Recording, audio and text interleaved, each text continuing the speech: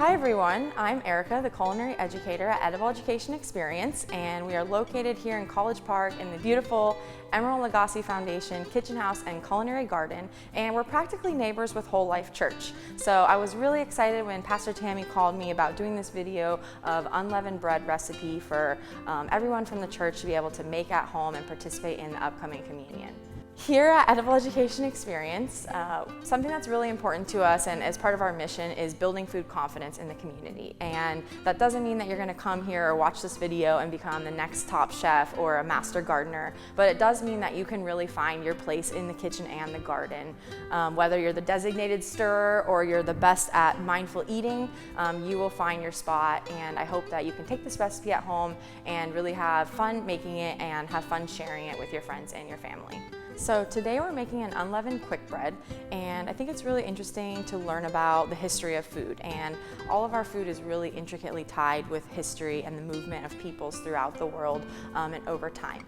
And unleavened bread is something that you find in many different faith communities, and you find it really woven throughout history, and so I just find that super interesting. And so one interesting aspect about unleavened bread in some faith communities is that they believe that one of the first recipes was made within 18 minutes or less, right? So they were in the hurry, time was of the essence, and they really had to get out. And so luckily we can give ourselves some grace and we don't have to make this recipe in 18 minutes. But if you're feeling like you want a challenge and you're up for that, you could always try and see if you can do that at home and really make it within that 18-minute time frame. So we're gonna look at our recipe, look at the ingredients that we need, and get our mise en place in order, which means everything in its place, and then we're gonna go ahead and make this dough. And something with mise en place, especially if you have roommates or kids and you want to make this more of a activity, you could even take a sheet of paper, like a parchment paper, and a Sharpie, and you can prepare your mise en place, and you can say, okay, we need 1 cup of flour, a 1/3 cup of oil, and you can prepare this, and then you can place your measuring cups on it, and you can have your child or your roommate or your friend or family help prepare, and then you have everything ready to go when you get your recipe started. So today you're gonna need 1 cup of flour, and I'm gonna be using all-purpose flour and whole wheat flour. So combined, I'm gonna use 1 cup total. But you can get creative. You can use pastry flour or bread flour, or you can just use 100% all-purpose flour. You're gonna need a little bit of salt and oil. I picked olive oil because I do love the flavor of olive oil, but it's a strong flavor. So you might wanna consider doing like a grapeseed oil or canola oil, or you could even get creative and try a sesame oil. And then you're gonna need some water, and that's it. It's just 4 ingredients. All right, so we're gonna start combining our dough. And so we're gonna need to measure out our flour and our salt. So you're gonna wanna start with your dry ingredients, because if you mix your dry ingredients first and then you add your wet ingredients, everything is gonna combine a lot better.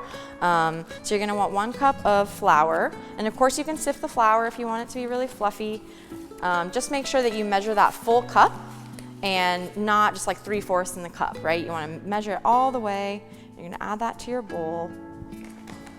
And then you're gonna want your 1/4 teaspoon of salt, which is basically a large pinch.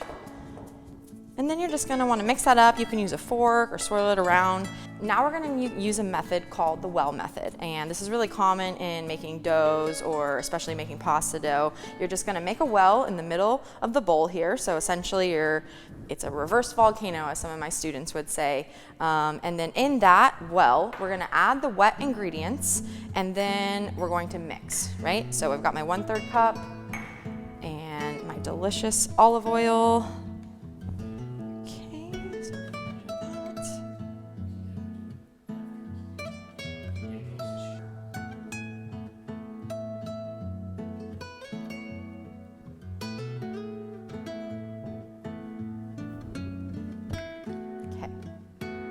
Now I'm going to add the water.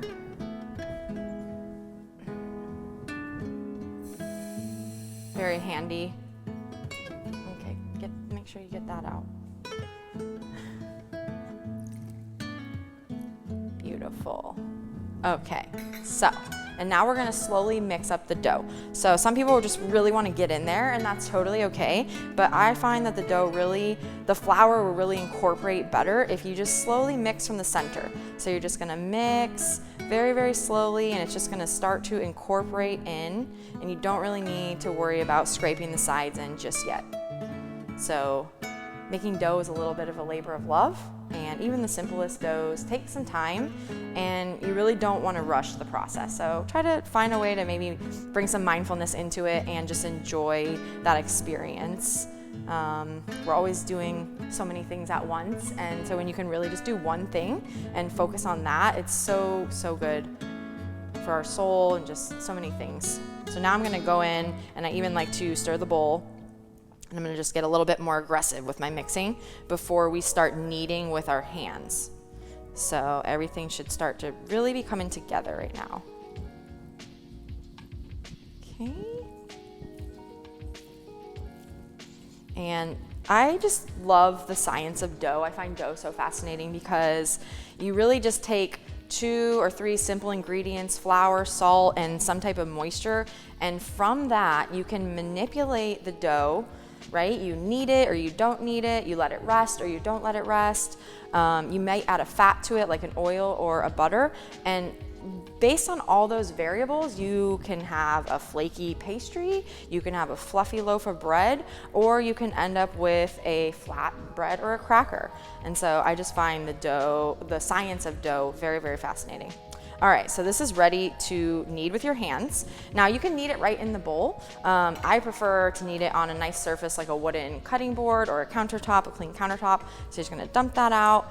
And really it's best to set a timer for 5 minutes and knead, because everybody thinks they knead for 5 minutes, right? Your arms start to get tired, your hands get tired, but in reality it was probably 3 minutes of kneading, right? So especially if you have kids, let them be the timekeeper, they're really good at that. And you're gonna wanna have some flour handy because this is a very wet and moist dough. So when we start rolling it out, you are gonna need some extra flour, and you will definitely notice that.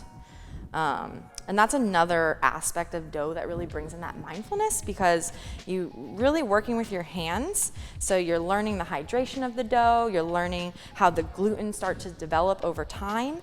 And so you're just really bringing that aspect into not only when you're mindfully eating, but mindfully going through the process of making that food. So, and you might notice I'm doing a folding. So I like to do a smush and fold one side and the other, the third side and the fourth side. Very similar to making dough or making a sourdough. And it's just a fun way to bring a little bit of a method into your kneading.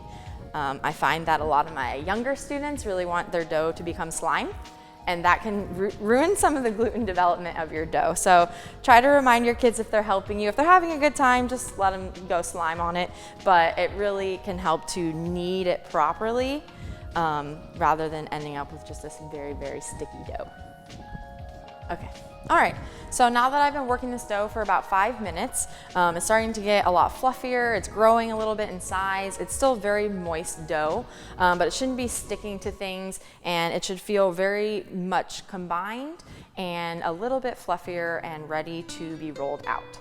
And so this is really fun because there's actually 2 different versions, so 2 methods of cooking this dough. And some things you might consider is, are you making this for yourself? Are you making this to share with family or friends? And making this to have during your communion? So you may want to do method number 1 if you're sharing with a lot of people, because you can roll it out and slice it up and bake it in the oven and it becomes like crackers. Or if you have a smaller group or you just prefer, you can do more flatbread style. And so I'm going to show you both of those methods today. One is with the oven and the other is with the stovetop.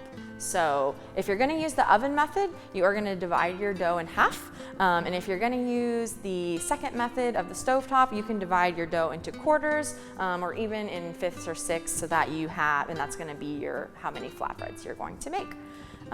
So I'm just going to, as a very sticky dough, you're going to want to flour your surface very well. Move anything out of the way so you have enough space to roll and get that dough. Now, you can use a rolling pin, or you can actually just use a glass or a cup, and you can roll it out. So it's totally okay if you do not have a rolling pin, or if you have helpers in the kitchen and you only have one rolling pin, just pull out some cups and everybody can roll. So it's very fun. So I'm gonna split this dough in half to show you the first method. And you will need quite a bit of flour as you're rolling this out. So don't be alarmed that you are continuing to add flour throughout this process, because this dough really needs it. I'm just gonna start to roll it out, and we are gonna roll this pretty flat, so if you don't have enough flour on your surface, it will stick very well.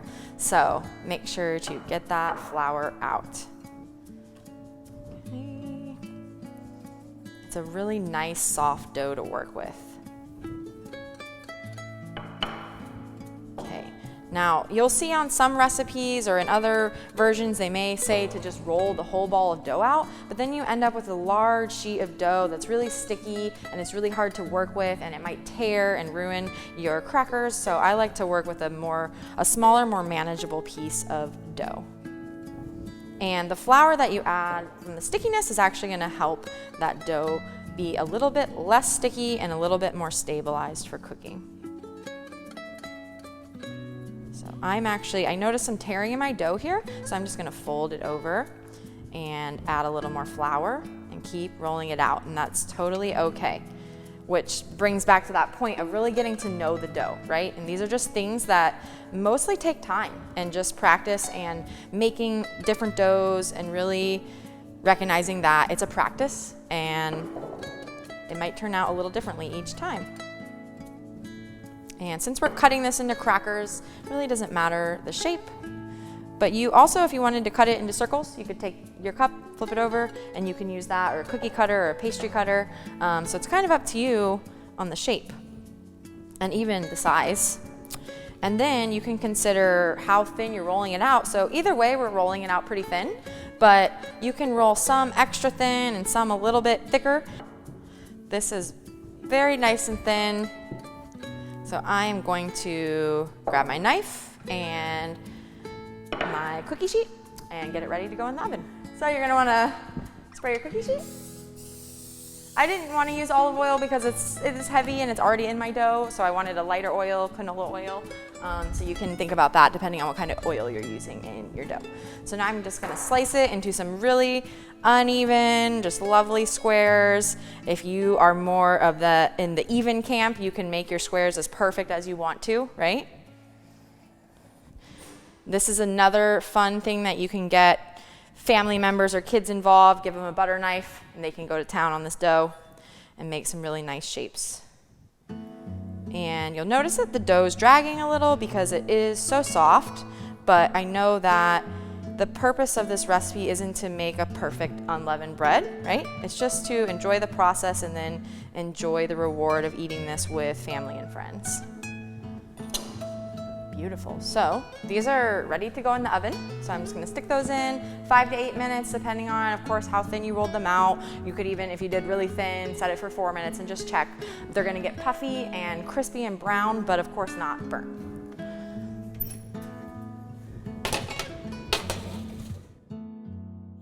So while those bake from method 1, I'll show you how you can do method number 2. And again, you're gonna divide your dough up, but you're gonna wanna divide it into like quarters or even 5, 6, 7, 8 pieces, depending on how big flatbread you want. So I'm just gonna rip a piece off here, like a golf ball or a little bit smaller. We'll need some more flour. Move this knife out of the way and roll it out. This is my personal favorite way to make the unleavened bread. And it just makes such a beautiful, fluffy flatbread that you can enjoy individually, or you can cut it up and share. And you'll definitely want that flour.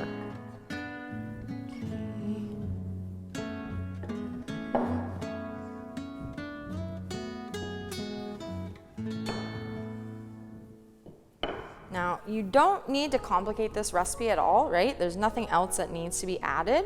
But if you have a garden or you have stopped by here at the kitchen house and taken home some herbs, you might want to figure out something that you can do with them. And one thing that's really fun with the flatbread like this, luckily I have some rosemary right here.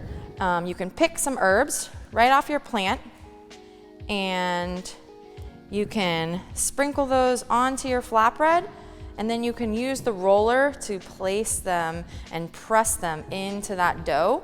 And it's just gonna create a nice, fragrant, toasted, you could use sesame seeds, you could use dried herbs or fresh herbs, and it's just gonna add a little something to your flatbread. So this one is ready to go.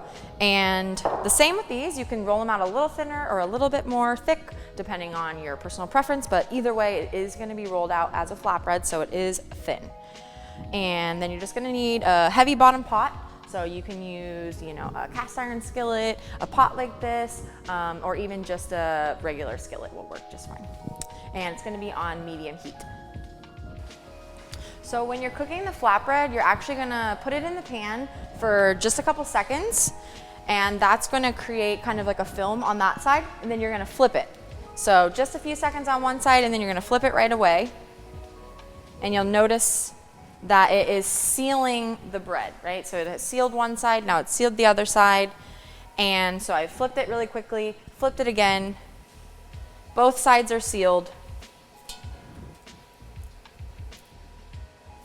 And now I am going to be looking for it starting to bubble in the center. So flip, flip, seal both sides, and then you're gonna look out for some bubbling in the center. And as it starts to bubble, you're gonna flip it again, and it's gonna continue to bubble. And so now we'll be flipping every 10 seconds or so until it just gets nice and bubbly and crisp and brown on each side. While that's cooking, I'm just rolling out some additional flatbread, but you don't wanna forget about it on the stove because it will get extra crispy. Beautiful. It's starting to get some little bubbles. And if your pan isn't hot enough when you start, or if it's not hot enough as you're cooking, it's not gonna bubble up. So make sure it really is on that like medium, even medium high. Have enough space to add this second one, so I'm just gonna drop this one in while that one's finishing. And again, just letting it seal on each side initially before I start flipping and looking for bubbles. Let me check on method one. Almost done. This one is ready to go, nice and brown. Got some crispy rosemary. Okay. Almost done with the last one, and there's just something so comforting about eating that fresh, warm bread, and especially when you have the opportunity to share it with someone that you love or someone that you care about, and in service of your community. So I think that's something that's really beautiful. Okay, let's pull these out. Oh yeah, those look great. Awesome. And you'll notice that they'll brown on the bottom side a little bit more than the top, of course. Sometimes as I'm letting them cool, I'll flip them and leave them on the hot pan, and then that way the other side gets a little brown too, but not overly cooked.